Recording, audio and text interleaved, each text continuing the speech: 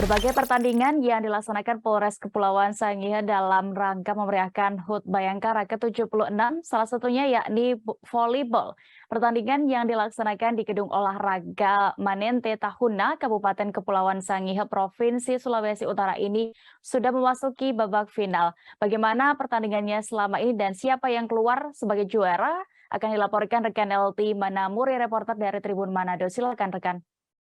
Ya, baik, Dea, dapat kami laporkan untuk pertandingan volleyball Bayangkara Cup yang dibuka pada 21 Juli 2020 lalu, kini sudah memasuki babak final, di mana kurang lebih 1 minggu pertandingan volleyball putra dan putri ini diikuti oleh 31 klub tim bola voli, baik itu dari Kabupaten Kepulauan Sangihe maupun dari luar Kabupaten Kepulauan Sangihe, dengan sebagai peserta terinci sebanyak 17 tim putra dan 14 tim putri hingga pada Sabtu 30 Juli 2022 merupakan final dari ke-31 tim yang lolos ke final, diantaranya yang main pertama kemarin itu ada volleyball putri yang memperebutkan peringkat ketiga dan keempat, itu yakni Polsek Tabukan Tengah versus Pemkap Sangihe dengan skor akhir 3-1 yang kemudian dimenangkan oleh Polsek Tabukan Tengah.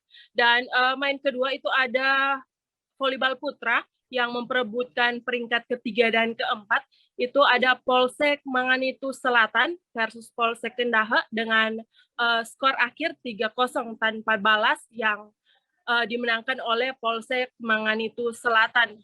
Dan pertandingan terus dilanjutkan dengan pertandingan volleyball putri yang memperebutkan peringkat 1 dan peringkat 2 antara Polsek Tabukan Selatan versus Sentimbang Game Polsek Marore dengan skor 3-1 yang akhirnya dimenangkan oleh Polsek Tabukan Selatan. Dan pada pertandingan terakhir, yaitu pertandingan volleyball putra yang memperebutkan peringkat pertama dan kedua, yakni STBM Polki Polres Sangihe versus Polsek Tabut A dengan skor 3-0 tanpa balas hingga membuat STBM Polki Polres Sangihe memenangkan pertandingan volleyball Bayangkara Cup 2022.